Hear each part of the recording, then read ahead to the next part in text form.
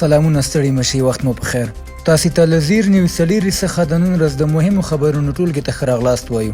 نن یکشنبه ده د 1404 هجري لمریز کال د زمري 12مه چې د 2025 زیږدیز کال د اګست له 3 سره برابر ده. وزیر صافی مو تاسو ته لزیر نیوز سلیری څخه د نړۍ مهم خبرونه وړاندې کوم. خو په سر کې د مهمو خبرونو سرټکی. په غزه کې د اسرایلی ځواکونو له لوري د 2 فلسطینیانو وژل. د غزې د روغتیايي سرچینو په وینا د شنبې له سهاره اسرایلی ځواکونو 2 فلسطینیان وژلي چې ډیری یې د بشري مرستو ترلاسه کوونکي وو. د استرالیایي سناتور له لوري د اسرایل پر ضد د بندیزونو غوښتنه. د استرالیا د نیو ساوث ویلز ایالت د شنه ګوند سناتور د سیدنی په لانګ پارک کې یوې پراخې مظاهرې ته د وینا پر مهال له حکومت وغوښتل چې پر اسرایل سخت بندیزونه ولګوي. او اوکراین یو ځل بیا د روسیې پر بیلابیلو برخو د بې پیلوټه الوتکو بریدونه کړي. اوس هم بشپړ خبرونه. په غزه کې د اسرایلی ځواکونو په بریدونو کې 2 فلسطینیان وژل شوي دي. د غزې د روغتیايي سرچینو په وینا د شنبې له سهاره د اسرایلی ځواکونو په ډزو 2 فلسطینیان وژل شوي چې ډیری یې د بشري مرستو ترلاسه کوونکي وو.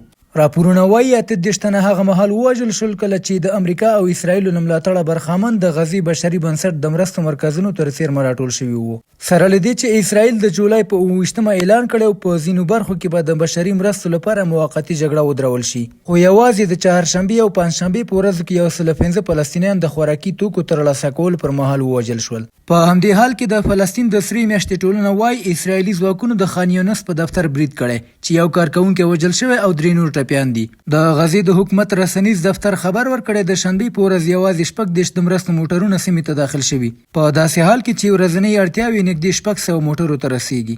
د ملګرو ملتونو د ماشومانو ادارې یا یونیسف خبرداری ورکړی چې په غزه کې د ماشومانو خوارځواکي د قحطۍ حد ته رسیدلې او شاوخوا 320,000 ماشومان د سختې خوارځواکۍ له جدي ګواښ سره مخ دي.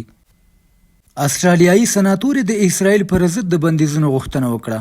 د استرالیا د نیو ساوث ویلز ایالت د شنه ګوند سناتور ماهرین فاروقي د سیدنی په لانګ پارک کې یوې پراخې مظاهرې ته په وینا کې وویل چې دا لاریون به تاریخي بڼه غوره کړي. هغې د اسرایلی پوځ لخوا پر فلسطینیانو د روانې نسل وژنې د درولو غوښتنه وکړه او له استرالیایي حکومت یې وغوښتل چې پر اسرایلو پراخ بندیزونه ولګوي. د غراز د کارګر ګوند غړي او د پارلمان استازي اید حسین هم په دغه لاریون کې ګډون کړی او له لومړي وزیر انتونو البانیس څخه غوښتنه کړې چې د فلسطین دولت په رسمیت وپیژني. اوکراین یو ځل بیا د روسیې پر بیلابیلو سیمو د بې پیلوټه الوتکو بریدونه کړي. د روسیې د دفاع وزارت وایي چې تېره شپه اوکراین د 3 نوي بې پیلوټه الوتکو په وسیله د روسیې پر ګڼو سیمو بریدونه کړي. د یادې اعلامیې له مخې الوتکو هڅه کوله څو د روسیې بیلابیلو ښارونو ته ننوځي خو د هوایي دفاعي ځواکونو لخوا یې د ډیری د ننوتو مخه ونیول شوه او له منځه یوړل شوې. د راپورونو له مخې یوازې د مسکو ښار ته نږدې 19 بې پیلوټه الوتکې شنډې شوې چې له امله یې د هوایي ډګرونو پروازونه موقتي ځنډول شوي او د ځینو الوتنو مسیرونه هم بدل شوي. د غراز د زلنګراد ښار په څو برخو د دغو بریدونو له امله اور لګېدلی خو د مرګ ژوبلې او زیانونو په اړه لا بشپړ معلومات نه دي خپاره شوي. د روسیې او اوکراین ترمنځ د روانې جګړې له پیل راهیسې دا د اوکراین لخوا د بې پیلوټه الوتکو له لوري یو له پراخو بریدونو څخه ګڼل کیږي.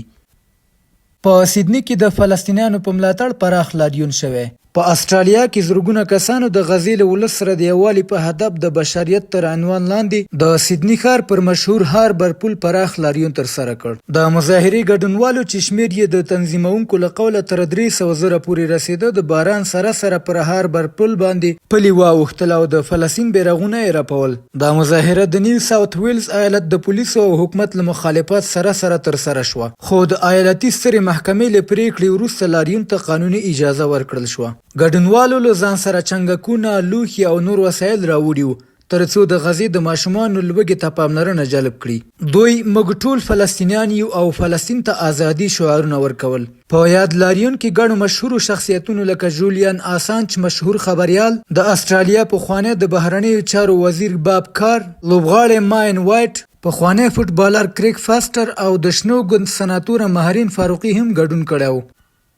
او د پای خبر همدا چې روسي چارواکي وایي د امریکا د اټومي اوبتلونو ځای پر ځای کول د اندېښنې وړ نه دي. د روسیې د حکومت نږدې سیاستوال او شنونکي وایي د امریکا لخوا د خپلو 2 اټومي اوبتلونو روسیې تر څیر ماسول کوم سوره اهمیت نه لري او د روسیې ملي امنیت ته ګواښ نه پیښوي. دا څرګندونې وروسته له هغه کیږي چې د امریکا ولسمشر ډونالډ ټرمپ د جمعې په ورځ اعلان وکړ دغه اوبتلونه یې د مناسبې موقعیت لرونکي یوې سیمې ته استولي دي.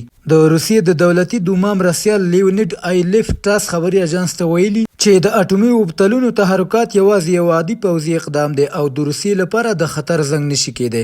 ټرمپ دا ګام وروسته له هغې پورته کړ چې د روسیې له چارواکو سره د اوکراین د جګړې پر اثر اختلافات زیات شول. نوموړي روسیې ته 10 تر 12 ورځو وخت ورکړی چې جګړه پای ته ورسوي، کنه د پراخو بندیزونو خبرداری ورکړی.